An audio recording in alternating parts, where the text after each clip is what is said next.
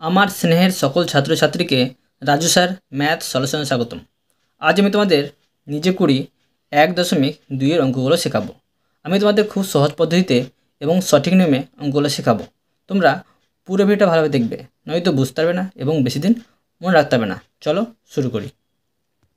তোমরা অঙ্ক করার আগে অবশ্যই খাতায় কিন্তু মার্জিন টেনে নেবে। মার্জিন টানলে কী হয়, খাতা দেখতে ভালো লাগে, অঙ্ক করতে ভালো লাগে। যে স্যার খাতা দেখে সে স্যার খুশি হয়। আমি শেখাবো তোমাদের আজকে নিজে করি 1.2 লিখে নিচ্ছি। নিজে করি 1.2। তোমরা অঙ্ক বোঝার সময় অবশ্যই কিন্তু পাশে বই রাখবে, তাতে তোমাদের বুঝতে সুবিধা হবে। এক দাগের অঙ্ক শেখাবো, এক দাগ লিখে নিলাম। প্রশ্নে কী করতে বলা হয়েছে দেখো। এই অঙ্কগুলো আছে সরল না ব্যস্ত অনুপাত খুঁজে বের করতে হবে আর সমাধান করতে হবে। প্রশ্নতে বলা হয়েছে একটি চাকা 55 বার ঘুরে 77 মিটার পথ যায়, তবে 98 মিটার পথ যেতে ওই চাকা কতবার ঘুরবে হিসাব করি। দেখো, এরকম অঙ্কগুলো কীভাবে করবে আমি তোমাদের সঠিক নিয়মটা শেখাচ্ছি। তোমরা কিন্তু শেষের দিকে দেখবে কী বের করতে বলা হয়েছে। যেটা বের করতে বলা হয়েছে সেটা কিন্তু শেষে লিখতে হবে। দেখো, কতবার ঘুরবে, তো এখানে ঘূর্ণন, চাকার ঘূর্ণনটা কিন্তু তোমাকে বের করতে বলা হয়েছে, সেই জন্য এটা কিন্তু শেষে লিখতে হবে। লিখে দেখাচ্ছি, দেখো। প্রথমে লিখবে গণিতের ভাষার সমস্যাটি হলো। গণিতের ভাষায় সমস্যাটি হলো। লেখার পরে কি বলেছি, কতবার ঘুরবে, তো এখানে লিখব বার, শেষের দিকে বার ঘুরে।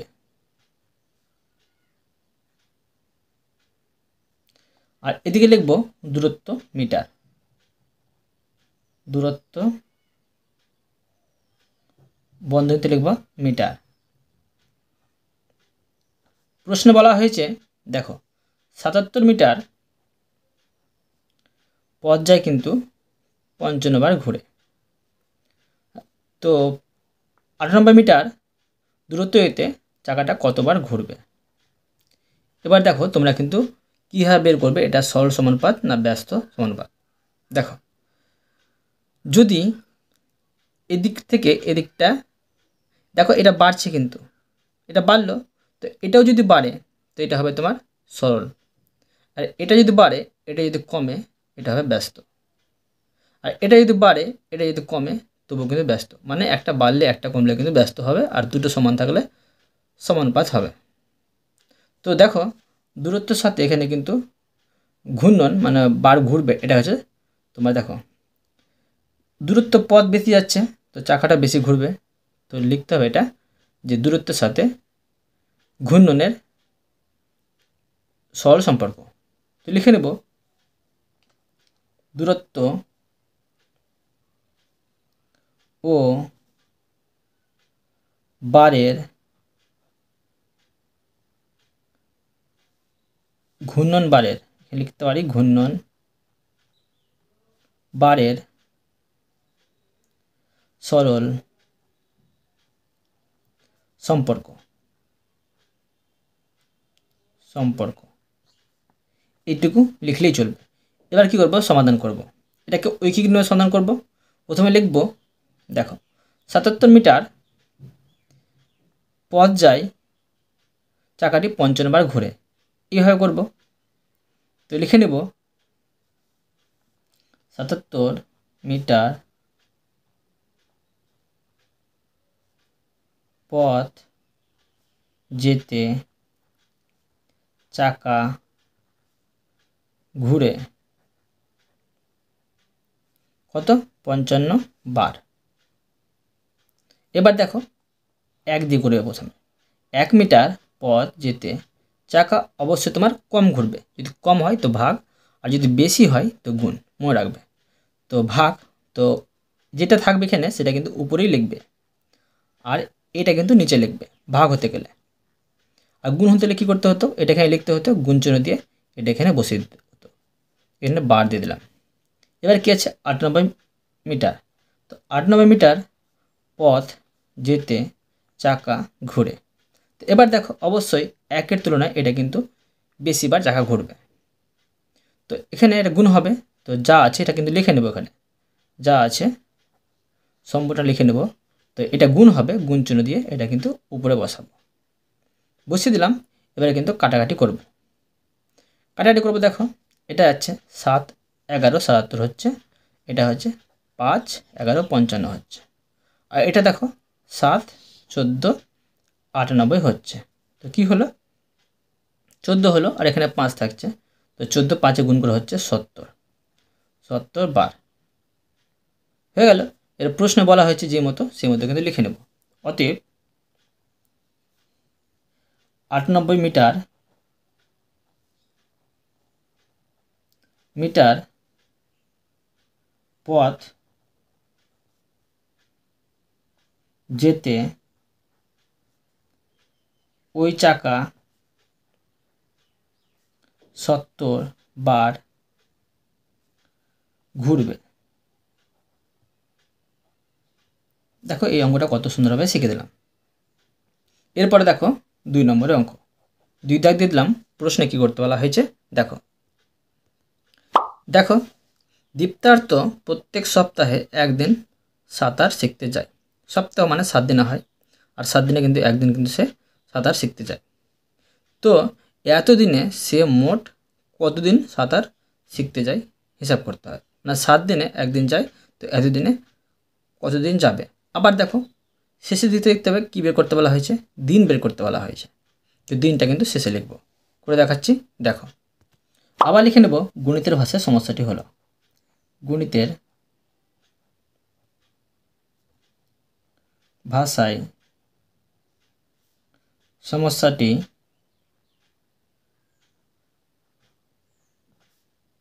হলো। বের করতে বলা হচ্ছে দিন, তো দিনটা কিন্তু শেষে লিখব। হ্যাঁ, এটা হচ্ছে সাঁতার কাটার দিন, তো লিখতে পারি এখানে সাঁতার কাটার দিন, সাঁতার কাটার দিন। এখানে হবে মোট দিন, মোট দিন। তো দেখো 7 দিনে একদিন সাঁতার কাটছে, তো 300 কত আছে 364, 364 দিনে কতদিন সাঁতার কাটবে। আবার দেখো এটা সরল সম্পর্ক না ব্যস্ত সম্পর্ক সেটা দেখতে হবে। দেখো এখানে 7-এর তুলনায় কিন্তু এখানে সংখ্যা বেড়ে যাচ্ছে, তো এখানে দেখো এখানে সংখ্যা বাড়বে না কমবে।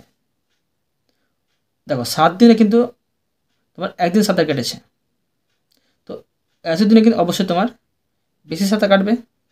তো লিখতে হবে এটা সরল সম্পর্ক, লিখতে হবে মোট দিনের সাথে সাঁতার শেখার বা সাঁতার কাটার দিনের সরল সম্পর্ক, এটা হবে।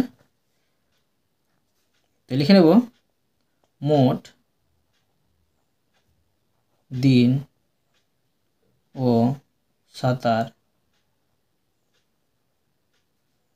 কাটার বা শেখার, লিখতে পারি দিন সরল সম্পর্ক। এবার কি করব দেখো, এবার করব ঐকিক নিয়মে অঙ্কটা। 7 দিনে সাঁতার কাটতে সাঁতার শিখতে যাই একদিন, তো লিখে নেব 7 দিনে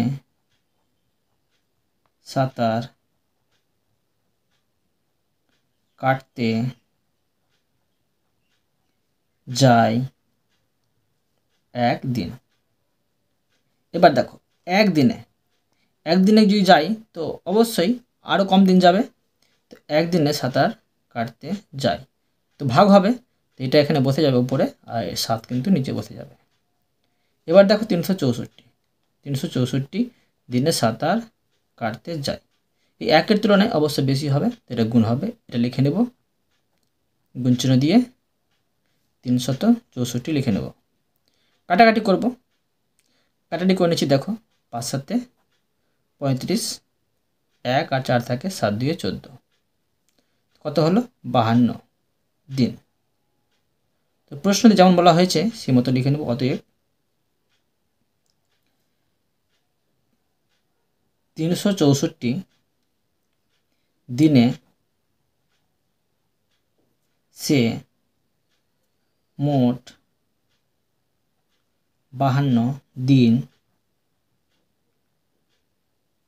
সাঁতার শিখতে যায়। দেখো এই অঙ্কটা কিন্তু সুন্দরভাবে হয়ে গেল। এরপরে দেখো 3 নম্বরের অঙ্ক। 3 দাগ দিয়ে দিলাম। প্রশ্নে কি করতে বলা হয়েছে দেখো। প্রশ্নে বলা হয়েছে কবিতার 120টি কাগজের প্রয়োজন। প্রত্যেক দিস্তায় 24টি কাগজ আছে। কবিতা কত দিস্তা কাগজ কিনবে হিসাব করি। তো আমি তোমাদের খাতে করে দেখাচ্ছি। দেখো কী বের করতে বলা হয়েছে, কত দিস্তা। তো কত দিস্তা কিন্তু পরে লিখতে হবে, শেষে লিখতে হবে। দেখো আবার লিখে নেব গণিতের ভাষার সমস্যাটি হলো। গণিতের ভাষায় সমস্যাটি হলো। বের করতে বলা হয়েছে দিস্তা সংখ্যা। তো লিখব এদিকে দিস্তা, যেটা বের করতে বলা হবে সেটা কিন্তু ডান দিকে লিখতে হবে সংখ্যা। আর কাগজ সংখ্যা দিকে লিখব কাগজ সংখ্যা। এবার দেখো 24টি কাগজে হয় কি তোমার 1 দিস্তা। তো 120টি কাগজে কত দিস্তা হবে, জিজ্ঞাসা চিহ্ন। এবার দেখো এখানে কিন্তু 24-এর তুলনায় কিন্তু এখানে 120 সংখ্যা বেড়ে গেল। তো এখানে বাড়লো, তো অবশ্যই তোমার দিস্তা বাড়বে, এটা সরল সম্পর্ক হবে। তো লিখে নেব কাগজ সংখ্যার ও দিস্তার সংখ্যা সরল সম্পর্ক। এবার দেখো ঐকিক নিয়মে করব। 24টি কাগজ থাকে 1 দিস্তায় লিখব 24টি কাগজ থাকে 1 দিস্তায়।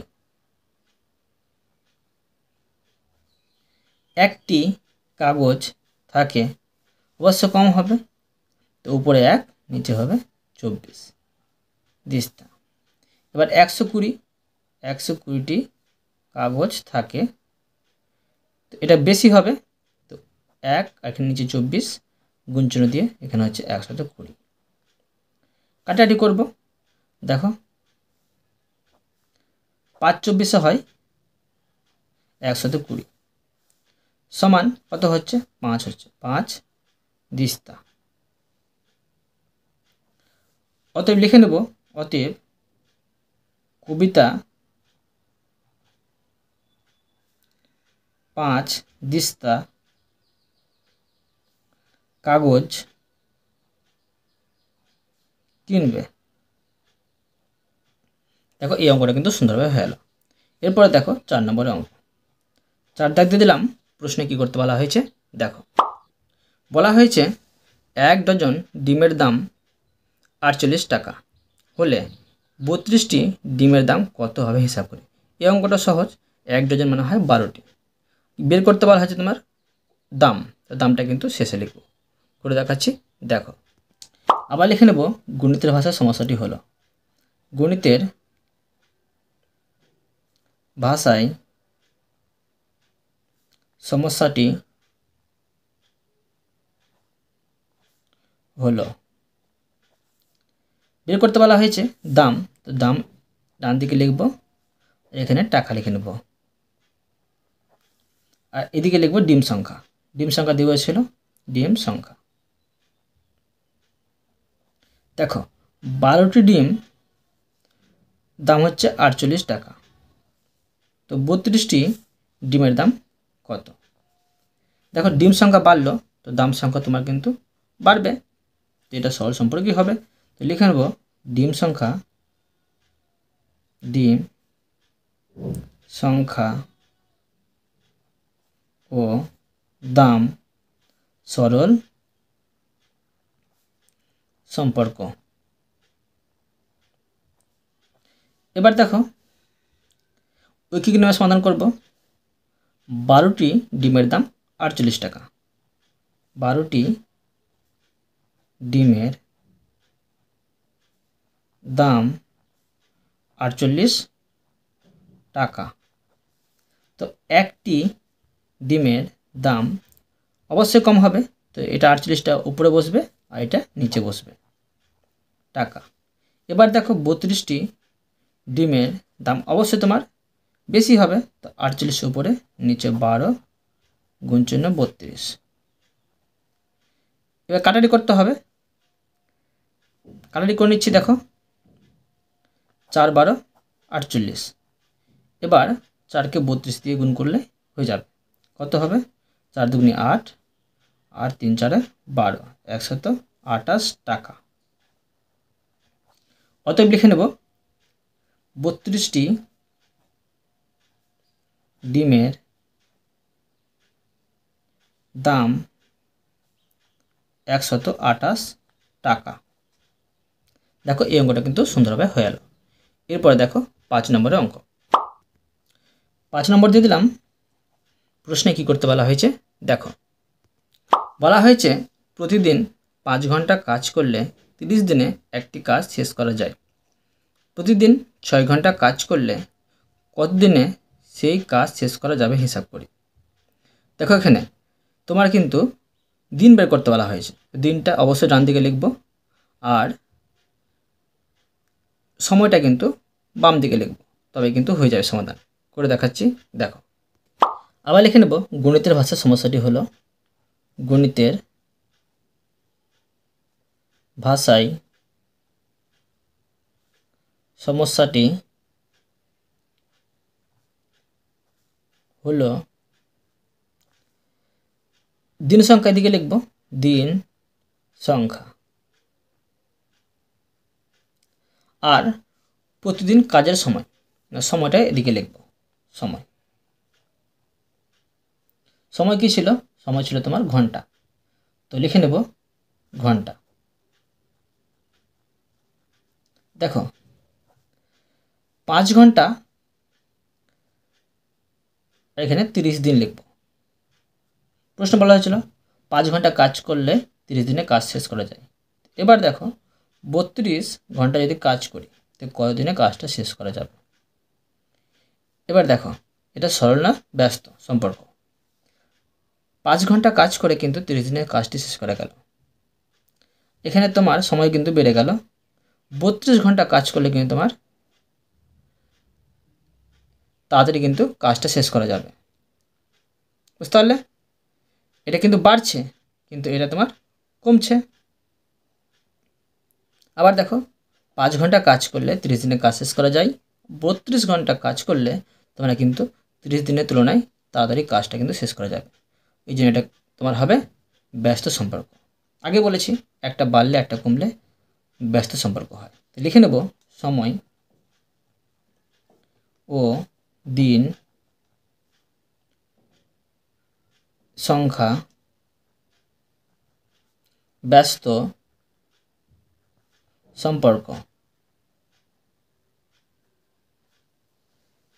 এবার করব ঐকিক নিয়মের সমাধান। তো লিখে নেব 5 ঘন্টা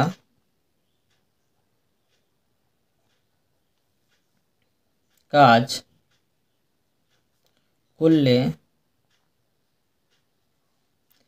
কাজ শেষ হবে, কাজ শেষ হবে 30 দিনে।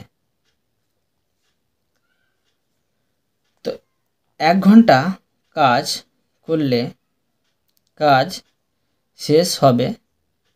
এবার দেখো 1 ঘন্টা যদি কাজ করি আমি, অবশ্যই তোমার কিন্তু দিন আরও বেশি লেগে যাবে। তো 30টা এখানে বসবে, আর বাড়লে মানে বেশি হলে গুণ হবে, তো 5টা এখানে বসবে। এবার দেখো 32 ঘন্টা যদি কাজ করি প্রতিদিন, তো অবশ্যই তোমার কাজটা কিন্তু তাড়াতাড়ি শেষ হবে। তো এটা কি হবে, ভাগ হবে। তো এটা বসে যাবে এখানে, ভাগ হলে কি বলেছি নিচে বসবে 32। কাটাকাটি করব, দেখো সরি এটা 6 হবে, আর এখানে 6 হবে, এখানে 6 হবে, ভুল করেছি, তোমরা কিন্তু ঠিক করে নেবে। 6 লিখে নেবে এখানে, 6 6 6, কাটাকাটি করে নেব, 5 6 30, কত হবে 5 5 25 দিন। তো পেয়ে গেলাম অ্যান্সার, অতএব লিখে নেব 25